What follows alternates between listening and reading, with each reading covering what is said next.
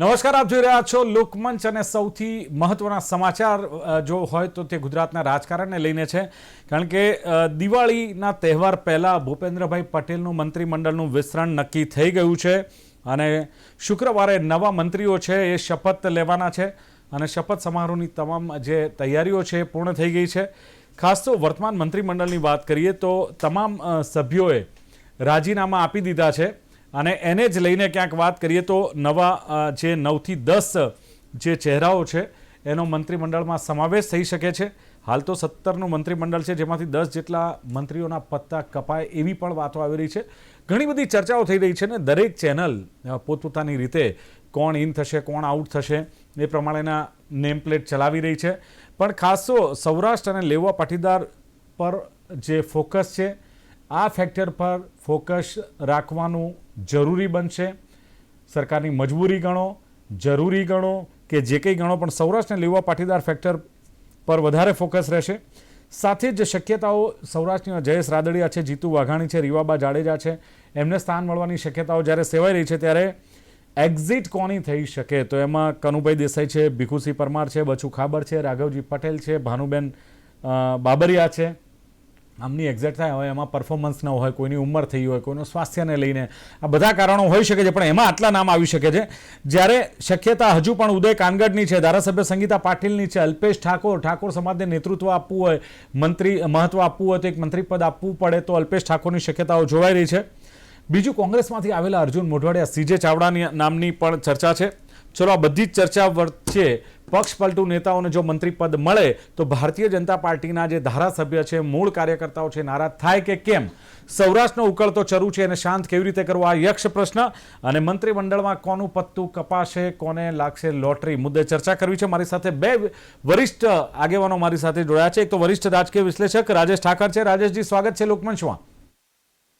સાથે જ વરિષ્ઠ પત્રકાર કૌશિક મહેતા. કૌશિકજી, આપનું પણ સ્વાગત લોકમંચમાં. રાજેશભાઈ, ઓલરેડી હવે મંત્રીમંડળનું વિસ્તરણ નક્કી થઈ ગયું છે અને 2 દિવસ પહેલા જ આપણે તો ચર્ચા કરી હતી કે મંત્રીમંડળનું વિસ્તરણ નિશ્ચિત અને ગુરુવારે જ કદાચ ખબર પડી જાય. હવે ગુરુવારે ખબર પડી ગઈ છે, શુક્રવારે નવા મંત્રીઓ શપથ લેશે. એ પહેલાનું જે પિક્ચર છે, ઘણા લોકોની ઓફિસો ખાલી થઈ રહી છે રાજેશભાઈ, ઘણા લોકો બંગલા ખાલી કરી રહ્યા છે અને પૂછવામાં આવે છે તો એમ થાય છે કે ભાઈ ચેન્જ કરી રહ્યા છે અથવા ફેરબદલ કરી રહ્યા છે, ટ્રાન્સફર કરી રહ્યા છે.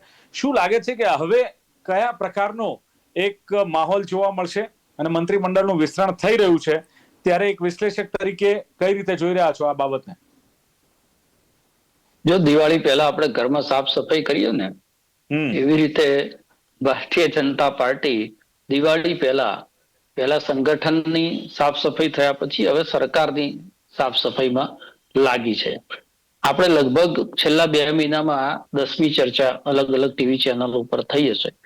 કારણ કે આ ડ્યુ હતું, ઘણા સમયથી એ સંભાવનાઓ હતી કે મંત્રીમંડળનું વિસ્તરણ થઈ શકે. આ માત્ર વિસ્તરણ નથી, આ રિસફલ પણ છે અને એક્સપાન્શન પણ છે. બધા જ મંત્રીઓનું રાજીનામું લેવાઈ ગયું. એનો મતલબ કે નવી દિલ્હી નવો દાવ. કોણ ફરી વખતે શપથ લે છે આવતીકાલે, કોણ શપથ લેવામાંથી બાકાત રહે છે, કોની દિવાળી બગડે છે અને કોણ નવા લોકો છે જે એન્ટ્રી થાય છે એની હવે ચર્ચા બાકી રહી છે. બાકી મંત્રીમંડળનું વિસ્તરણ આવતીકાલે થવા જઈ રહ્યું છે. આ એક ન્યૂઝ છે એ હવે લોક થઈ ગયા છે. એટલે પાર્ટીના પ્રમુખ પછી આ એક બીજી ઘટના એવી છે કે જેની ચર્ચા મીડિયાની અંદર આપણે કરી હોય અને લગભગ એ વસ્તુ ગુરુવારની ચર્ચા કરતા હતા, ગુરુવારના બદલે શુક્રવારે આ થવા જઈ રહ્યું છે. સૌથી મહત્વપૂર્ણ પ્રશ્ન એ છે કે 2.5 વર્ષની ટર્મ પછી, હવે 2.5 વર્ષની ટર્મ જયારે બાકી છે ત્યારે વચ્ચે આટલો મોટો રિસફલિંગ મંત્રીમંડળમાં કેમ કરવું પડે? કારણ કે ભારતીય જનતા પાર્ટીની પરિપાટી પ્રમાણે તમે જોયું હશે કે આનંદીબેન પટેલ વખતે પેલું પાટીદાર આંદોલન થયું એના પછી એટલે 1.5 વર્ષ બાકી હતું ને મુખ્યમંત્રીને મંત્રીમંડળ બદલાયું. વિજયભાઈ રૂપાણી પણ પેલા 1 વર્ષ અને પછીના 4 વર્ષ એમ છેલ્લું 1 વર્ષ બાકી હતું અને વિજયભાઈ રૂપાણી બદલાયા, મંત્રીમંડળ બદલાયું. આ વખતે એવું થયું છે કે માત્ર 2.5 વર્ષની ટર્મ છે અને એની વચ્ચે આખું મંત્રીમંડળ બદલાય છે. તો એવી પરિસ્થિતિ શું છે કે જેના કારણે આ કરવું પડે? આ પ્રશ્ન સૌથી મહત્વનો છે. તો એમાં તમે જુઓ તો ભારતીય જનતા પાર્ટીનું એક આંતરિક રાજકારણ એમાં સંગઠનની અંદર ઉભો થયેલો અજંપો, ઝોન વાઇઝ એકબીજાની સામે જે ઘર્ષણની ભૂમિકા છે એની સાથે સાથે ચૂંટાયેલી પાંખ, એના ધારાસભ્યો કે જેમણે બહુ જાહેરમાં બળાપો એવો કાઢ્યો કે ભાઈ અમે મંત્રીઓ પાસે કામ લઈને જઈએ છીએ, મંત્રીઓ કામને મંજૂર પણ કરે છે, પણ અધિકારીઓ આડોડાઈ કરી અને કામ કાં તો વિલંબમાં નાખે છે કાં તો એની અંદર રોડા અટકાવે છે, અને એના કારણે જનતાના આક્રોશનો ભોગ અમારે બનવું પડે છે. અમારે લોકોની વચ્ચે ફરવાનું હોય છે જનપ્રતિનિધિ તરીકે, અને જ્યારે અમે જઈએ છીએ ત્યારે લોકો અમને સવાલ પૂછે છે કે અમારા કામ તમે કરતા કેમ નથી, પણ આ કામની વચ્ચે અધિકારીઓ આવે છે. એટલે કે સરકાર ઉપર નિયંત્રણ આઈએસ આઈપીએસ લોબીનું છે, આ પ્રકારનો એક ભાવ સરકારના પક્ષે પણ હતો. એટલે સરકાર અને સંગઠન બંનેની અંદર એક અજંપા પરિસ્થિતિ હતી. એમાં સી.આર. પાટીલના જે સમયની અંદર દક્ષિણ ગુજરાત એ લોબી બહુ પાવરફુલ રહીને સૌરાષ્ટ્રના નેતાઓ જે છે એમને એવું લાગ્યું કે સૌરાષ્ટ્રની બહુ અવગણના થઈ છે, કાં તો સૌરાષ્ટ્રને જે રીતે એમને માન મળવું જોઈએ, એમને મોભો મળવો જોઈએ, એવો આ પાર્ટીની અંદર મળ્યો નથી. ત્રીજું, જે જૂના લોકો જે જનસંઘ, ભાજપ, રાષ્ટ્રીય સ્વયંસેવક સંઘ આ બધાના બેકગ્રાઉન્ડથી આવે છે, એવા લોકોનો એક એવો અજંપો છે કે ભાઈ આ જે પાર્ટી છે એ પાર્ટી અમે જે વિચારી હતી એ પ્રકારની પાર્ટી નથી. માત્ર કોંગ્રેસના લોકો ભારતીય જનતા પાર્ટીમાં છે એવું નથી. વ્યક્તિઓથી જે ભારતીય જનતા પાર્ટીનું કોંગ્રેસીકરણ થયું તો ઠીક છે, પણ હવે કલ્ચર પણ જે છે એની અંદર પણ કોંગ્રેસીકરણ થઈ રહ્યું છે. એના ઉપર ક્યાંક ને ક્યાંક ધ્યાન આપવું જોઈએ. આ ફીડબેક પણ પાર્ટીની અંદર મળ્યા હતા. એટલે આ બધી જ એન્ટી ઇન્કમ્બન્સીને ખાળવાની એનું કારણ એ છે કે હવે કોર્પોરેશનની ચૂંટણીઓ આવી રહી છે જાન્યુઆરી એન્ડ કે ફેબ્રુઆરીની અંદર. આજે તમે ના કરો તો દિવાળી પછી તરત કરવાની શક્યતા નથી, પછી દેવ દિવાળી સુધી રાહ જોવી પડે. એમાં બિહારની ચૂંટણીના પરિણામો શું આવે છે બધું, એટલે દિવાળી પહેલા આ થઈ જવું બહુ જરૂરી હતું. ચલો, બિલકુલ. સવાલ એક જ છે કે આ બદલ્યા પછી અત્યારે જે છાપ ઊભી થઈ છે કે સરકાર ઉપર આઈએસ આઈપીએસ લોબીનું નિયંત્રણ છે. સરકાર બદલ્યા પછી એવા મંત્રીઓને એવા પોર્ટફોલિયો આપવામાં આવે છે કે જે લોકો સ્વતંત્ર રીતે કામ કરી શકે, જે લોકો પોતાની રીતે એમનું એક વિઝન હોય, એમનું એક પોલિસી નક્કી કરવા માટેનું સ્ટ્રોંગ મોટિવ હોય, એવા લોકો આવે છે કે ફરી પાછું એ પાછળથી સંચાલિત થતું તંત્ર જે છે એ તંત્ર આવી રહે છે. એ સૌથી મોટો જોવાનો, કારણ કે આટલો મોટો ફેરબદલ હવે 2027 પહેલા કોઈ ચેન્જ થવાની શક્યતાઓ રહેતી નથી, આટલો મોટો ફેરફાર થઈ ગયા પછી. એટલે 2027 ને અનુલક્ષીને જો આ ફેરફાર થતા હોય તો એની અંદર સૌથી મહત્વનો મુદ્દો એ રહેશે કે હવે જે ધારાસભ્યોની ફરિયાદો હતી કે સંગઠનની અંદરથી આવતી ફરિયાદો હતી, એ ફરિયાદોનું નિરાકરણ નવા મંત્રીમંડળ પછી થાય છે કે નહીં, એવા ચહેરાઓ એની અંદર મુકાય છે કે નહીં. Yes, okay.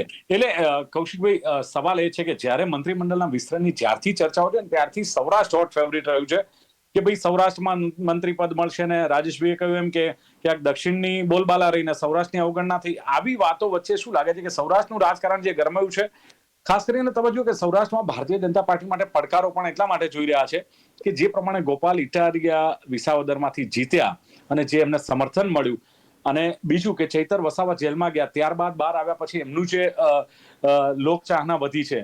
શું લાગે છે કે ભારતીય જનતા પાર્ટીને એને લઈને પણ ક્યાંક મંત્રીમંડળમાં ખૂબ ધ્યાન રાખવું પડશે, સૌરાષ્ટ્રને લઈને, આ નવા સમીકરણોને લઈને? બહુ સાચી વાત છે. રાજેશભાઈ પણ થોડો એનો ઉલ્લેખ કર્યો કે સી.આર. પાટીલના આવ્યા પછી સૌરાષ્ટ્રને અન્યાય થઈ રહ્યો છે એવી એક ભાવના બહુ પ્રબળ થઈ હતી. અને તમે જુઓ કે ઇફકોની ચૂંટણીમાં ઉમેદવાર, ભાજપના ઉમેદવાર, એની તરફેણમાં મતદાન કરવું ને એ બધી જે ગરબડો થઈ, દિલીપ સંઘાણીથી માંડી જયેશ રાદડિયાએ એનો વિરોધ કર્યો, બંને ચૂંટાયા. એ જે આખો માહોલ બન્યો તો ત્યારથી મને લાગે છે સૌરાષ્ટ્રમાં થોડું એનો અવાજ છે બોલકો થયો છે. અને સી.આર. પાટીલે જ્યારે નવા પ્રમુખ આવ્યા અને પોતે જઈ રહ્યા હતા ત્યારે એનો ઉલ્લેખ પણ કર્યો સહકારી ક્ષેત્રમાં, કે ઈશારો પણ કર્યો. એટલે આ બહુ મહત્વનું છે. બીજું સૌથી મહત્વની વાત એ છે કે પટેલ નેતાગીરીની જો વાત આવે ને તો કેશુભાઈ પછી વિઠ્ઠલદાસ રાદડિયા હતા. એ પછી મને લાગે છે એક મોટો અંતરાલ પડી ગયો છે. જે વિઠ્ઠલભાઈના સુપુત્ર જયેશ રાદડિયા હતા, વિજયભાઈના મંત્રીમંડળમાં પણ હતા, પણ આખું મંત્રીમંડળ બદલી નાખવામાં આવ્યું ત્યારથી એમને પાછું સ્થાન મળ્યું નથી. એટલે પટેલ નેતાગીરીની જો વાત કરીએ ને તો એક મોટો અવકાશ, કારણ કે પુરુષોત્તમ રૂપાલા કેન્દ્રમાં ગયા, દિલીપભાઈ સંઘાણી છે, સહકાર ક્ષેત્રે બહુ મોટા અગ્રણી છે, ઇફકોના ચેરમેન છે.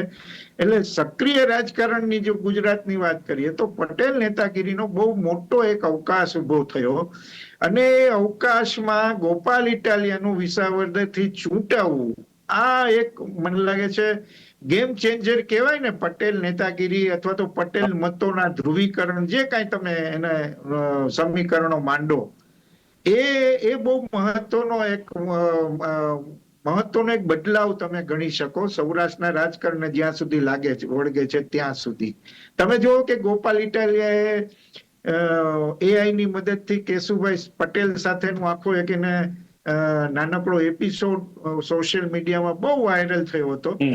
એને ખબર છે કે કેશુભાઈ પટેલ એક એવું વજનદાર નામ છે આજે પણ પટેલોમાં કે એના સહારે તમે આગળ વધી શકો છો. એટલે વિસાવદરમાં જે કંઈ થયું, જયેશ રાદડિયાને તો એનો ચાર્જ પણ સોંપવામાં આવેલો, છતાં પણ ભાજપ બહુ ખરાબ રીતે હાર્યું ગણાય, કારણ કે બધી શક્તિઓ ભાજપે લગાડ્યા પછી ગોપાલ ઇટાલિયા જીત્યા છે. અને એવું કોઈ આપનું ત્યાં કોઈ નેટવર્કિંગ હોય એવું પણ આપણને ખ્યાલ નહોતો. એટલે એવી સ્થિતિમાં ગોપાલ ઇટાલિયા જીતે, અને જે રીતે સૌરાષ્ટ્રમાં પ્રવાસ કરે છે, હમણાં બોટાદની જે ઘટના હળદરની બની ખેડૂતોના પ્રશ્ને કડદાની પ્રથા સામે, એ પણ બહુ એક મોટી ઘટના છે.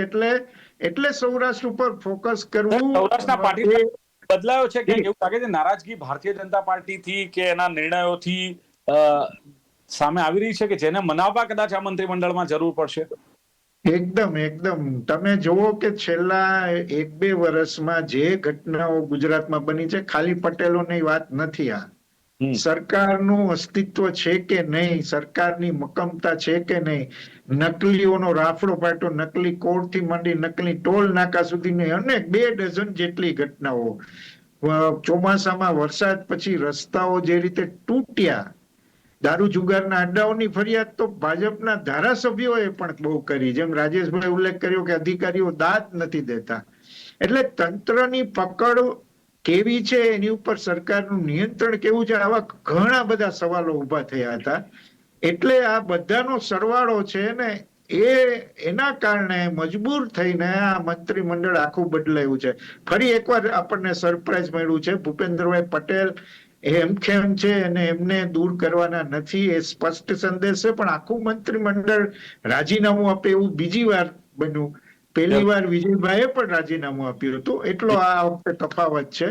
પણ તમે જોજો હવે સૌરાષ્ટ્રનું મહત્વ વધવાનું છે. આ બહુ નરી આંખે. તો કૌશિકભાઈ, આપ તો વરિષ્ઠ પત્રકાર છો, આપનાથી વધુ કોણ જાણે પણ સૌરાષ્ટ્રનું કેટલું મહત્વ વધે છે અને કોને આમાં સ્થાન મળે છે અગત્યનું. પણ રાજેશભાઈ, એક સવાલ એ છે કે મંત્રીમંડળ સાથે મુખ્યમંત્રી બદલાય છે, આવી ચર્ચાઓએ પણ ક્યાંક જોર પકડ્યું. બીજી એક ચર્ચા એ હતી કે ચલો મુખ્યમંત્રી યથાવત રહે છે તો ડેપ્યુટી સીએમ નું એક પોસ્ટ નવી ઊભી કરવામાં આવશે, કેડર ઊભી કરવામાં આવશે, અને એમાં ક્યાંક જે ઝોન વાઇઝ કે જ્ઞાતિ વાઇઝ કે જે પરફોર્મન્સ વાઇઝ એને સેટ કરવામાં આવશે. લાગે છે કે ગુજરાતમાં ફોર્મ્યુલા લગભગ તો સક્સેસ નથી ગઈ. ત્યારે વિજયભાઈ રૂપાણી હતા ત્યારે ડેપ્યુટી સીએમ તરીકે નીતિનભાઈ હતા જ, પણ મને લાગે છે કે એટલું જામ્યું નહોતું, જેને લઈને પાછળથી પણ આપણને થોડોક ડખા જોવા મળ્યા હતા. એ ફોર્મ્યુલાની શક્યતા કેટલી ને મુખ્યમંત્રી બદલાય છે કે કેમ, એની શક્યતા કેટલી દેખાય છે? જો એક તો ડેપ્યુટી સીએમ ની વ્યવસ્થા ક્યારે આવે કે જ્યારે કોઈ એક એવી વ્યક્તિ હોય કે જે મુખ્યમંત્રીના પદ માટેની દાવેદાર હોય, કાં તો એની લાયકાત હોય, અને એ વ્યક્તિને મુખ્યમંત્રી પદ નથી આપતા, ત્યારે એને સંતુષ્ટ કરવા માટે નાયબ મુખ્યમંત્રી પદની વ્યવસ્થા છે. આમ સંવિધાનિક રીતે એનું કઈ બહુ મોટું મહત્વ હોતું નથી. નીતિનભાઈ પટેલ આપણે જાણીએ છીએ કે જ્યારે આનંદીબેન પટેલ હતા ત્યારે પણ નીતિન પટેલની દાવેદારી હતી, વિજયભાઈ આયા ત્યારે પણ નીતિનભાઈની દાવેદારી હતી, ભૂપેન્દ્રભાઈ બનાયા ત્યારે પણ નીતિનભાઈની દાવેદારી હતી. હાલના 162 લોકો છે, એની અંદરથી કોઈ મને એવું પૂછે કે કાલે ભૂપેન્દ્રભાઈને બદલી અને કોઈ બીજાને મુખ્યમંત્રી બનાવવાના છે તો કોણ હોઈ શકે, તે નામ મારી પાસે નથી. આજના 162 ધારાસભ્યમાં આ સ્થિતિ છે. હવે એ સ્થિતિની અંદર કોઈ એવો વ્યક્તિ મને દેખાતો નથી જેને સાચવવા માટે એને નાયબ મુખ્યમંત્રી બનાવવો પડે. બીજી વાત કે કોઈ ઝોન કે દાખલા તરીકે સૌરાષ્ટ્રની જે અત્યારની સ્થિતિ છે એ સ્થિતિમાં સૌરાષ્ટ્રને જો સંતુષ્ટ કરવું હોય તો ઇનકેસ બી નાયબ મુખ્યમંત્રી આપવાના હોય તો સૌરાષ્ટ્રની અંદરથી આપવા પડે. હવે ઓબીસી પ્રમુખ એમણે બનાવી દીધા છે, પાટીદાર મુખ્યમંત્રી ઓલરેડી છે જ. સૌરાષ્ટ્રની અંદરનું જે રાજકારણ છે એ પાટીદાર સેન્ટરની આજુબાજુ ફરે છે, એટલે ત્યાંથી આપો તો એનો કોઈ મતલબ નથી.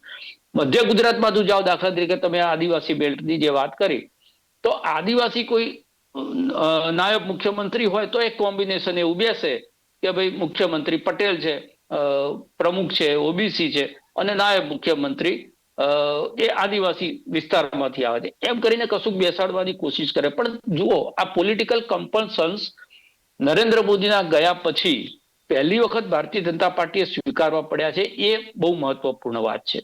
જે પાર્ટી એવું કહેતી હોય કે અમારી કોઈ જાતિ નથી, ગરીબી એક જ અમારી જાતિ છે, એ પાર્ટીએ પ્રદેશ પ્રમુખ એ જાતિના આધારે મૂકવા પડ્યા. CR પાટીલને મૂક્યા ત્યારે ક્યાં જાતિ જોઈ હતી? એમની કયો સમાજ અહીંયા હતો? એ તો બિન ગુજરાતી હતા, પણ મૂક્યા પરિણામ મેળવી લીધા. વિજય રૂપાણી જયારે બેસાડે ત્યારે કયું જાતિગત સમીકરણ જોવામાં આવ્યું? એ વખતે નરેન્દ્રભાઈ અને અમિત શાહના કારણે પાર્ટી પરિણામ મેળવી લેતી હતી. આ 2.5 વર્ષની અંદર પાર્ટીને એવું સમજાવ્યું છે કે હવે માત્ર ને માત્ર પેલા 2 જણા આવશે અને બધાને જીતાડી જશે. એ સ્થિતિ ધીરે ધીરે બદલાઈ રહી છે, અને એ બદલાવ જોતા આ જે મંત્રીમંડળ હવે બનવા જઈ રહ્યું છે એની અંદર ચોક્કસ જ્યાં જ્યાં નબળી કડી છે ભારતીય જનતા પાર્ટીની, એ નબળી કડીઓને મજબૂત કરવાની કોશિશ થશે. દાખલા તરીકે બનાસકાંઠા છે, સૌરાષ્ટ્ર છે, મધ્ય ગુજરાતના આજે આદિવાસી બેલ્ટ છે, જ્યાં થોડી ઘણી ચેલેન્જ એમને મળી રહી છે કે ભાઈ અહીંયા વિપક્ષ પાછો સળવળીને જીવતો થાય એવી પરિસ્થિતિ છે. એટલે પેલું ઊંટ કાઢતા બિલાડું પેસી જાય, ભાઈ કોંગ્રેસને તો આપણે પતાવી દીધી, પણ પાછું આમ આદમી પાર્ટીના નામે એક નવો વિપક્ષ ત્યાં આગળ ઉભો થાય. બીજું સૌરાષ્ટ્ર છે ને એ રાષ્ટ્રીય સ્વયંસેવક સંઘનું એક બહુ વડું મથક કહેવાય, રાજકોટે.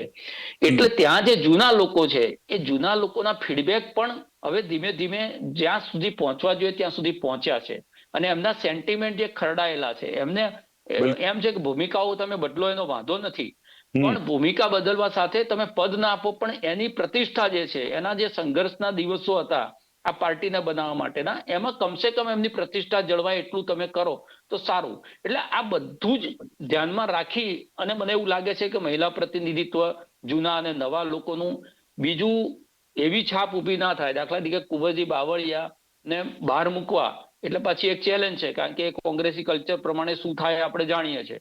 અલ્પેશ ઠાકોરને ના લે આ વખતે, તો અલ્પેશ ઠાકોર પેલી લાલ ને લીલી પેન લઈને કેટલા બધા વખતથી ફરે છે, પાછી એમને જો ખિસ્સા મૂકવાની આવે તો એ શું પરિસ્થિતિ કરે એ આપણે જાણીએ છીએ. અને ત્રીજી વસ્તુ એ છે કે બળવંતસિંહ રાજપૂત, કુંવરજી બાવળિયા, આ બેને પ્રધાનમંડળમાં રાખ્યા પછી અર્જુન મોઢવાડિયા, સીજે ચાવડા અને અલ્પેશ ઠાકોરને ઇન કરવા હોય તો પાછી પેલી જે આલોચના થાય છે ભારતીય જનતા પાર્ટીની કે ભાઈ મંત્રીમંડળ ભાજપનું પણ એની અંદર મંત્રીઓ કોંગ્રેસના છે, આ બધું જ બેલેન્સ કરવાની જે છે એ મથામણ છે. તમારો જે સવાલ છે શું મુખ્યમંત્રી પણ બદલાય, તો વિજયભાઈ રૂપાણી તમને ખબર છે કાર્યક્રમમાં જતા હતા ફોન આવીને રાજભવન ગયા, તો કાલ સવારે શું થાય છે એ કોઈને ખબર નથી.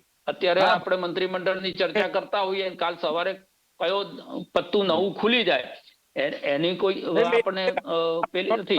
હતો કે આ પણ એક શક્યતાઓ જોવાઈ રહી છે, પણ જે પ્રમાણે કૌશિકભાઈ વાત ચાલી રહી છે સૌરાષ્ટ્રની, તો કહેવાય છે કે જે જ્ઞાતિ જાતિગત સમીકરણ છે એને પણ ક્યાંક જોવું પડશે. પુરુષોત્તમ સોલંકી છે, કુંવરજી બાવળિયા છે, માની લો કે કુંવરજી બાવળિયા કે પુરુષોત્તમ સોલંકીને કદાચ હટાવવામાં આવે છે તો હીરાભાઈ સોલંકીને લેવામાં આવે. કોળી સમાજની વાત કરીએ તો ક્ષત્રિય આહિર કોળી સમાજનું પણ બેલેન્સ આની સાથે કરવું પડશે સૌરાષ્ટ્રમાં, ખાસ કરીને પાટીદાર સામે. આ બે કયા પડકારો તમે જોઈ રહ્યા છો આ મંત્રીમંડળના વિસ્તરણમાં?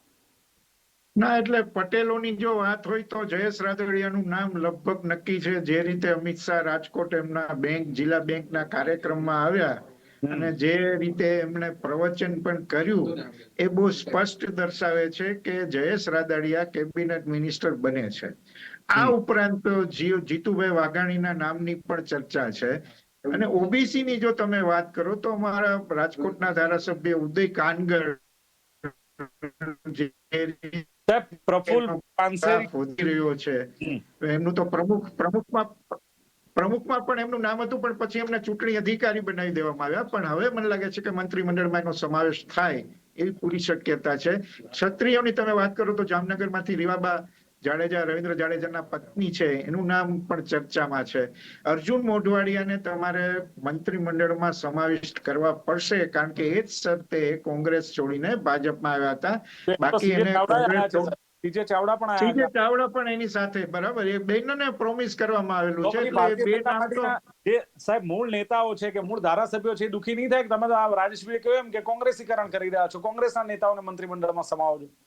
થઈ શકે. એ પ્રશ્ન ઘણા સમયથી ચર્ચામાં છે, હમણાંથી નહીં પણ ઘણા સમયથી ચર્ચામાં છે, પણ આ કમ્પલ્ઝન છે. કારણ કે બંને સીજે ચાવડા અને અર્જુનભાઈ ને બંનેને પ્રોમિસ કરીને જ લાવવામાં આવ્યું હતું, નહીતર અર્જુનભાઈને કોંગ્રેસ છોડવાનો કોઈ સમસ્યા જ નહોતી. કૌશિકભાઈ, વિજય રૂપાણીનું રાજેશભાઈએ કહ્યું કે એમને ફોન આવ્યો અને રાજભવન જવું પડ્યું. મુખ્યમંત્રી બદલાવાની શક્યતા કેટલી લાગી રહી છે? આ ચર્ચાઓએ જોર પકડ્યું છે કે મુખ્યમંત્રી પણ બદલાય છે અને ભૂપેન્દ્ર પટેલ જાય છે.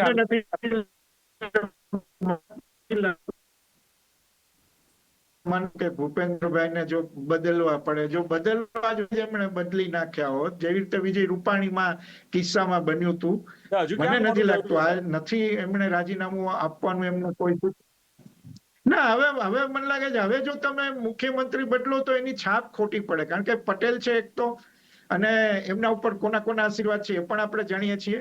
મને એવું લાગે છે કે CR પટેલને કેન્દ્રીય મંત્રીમંડળમાં સ્થાન મળ્યા પછી એમને પ્રમુખ પદ છોડવાનું છે. લાંબો સમય ચાલ્યું અને પછી જગદીશ વિશ્વકર્મા આવ્યા. એ બતાવે છે કે CR પાટીલની ભૂમિકા પૂરી થઈ છે.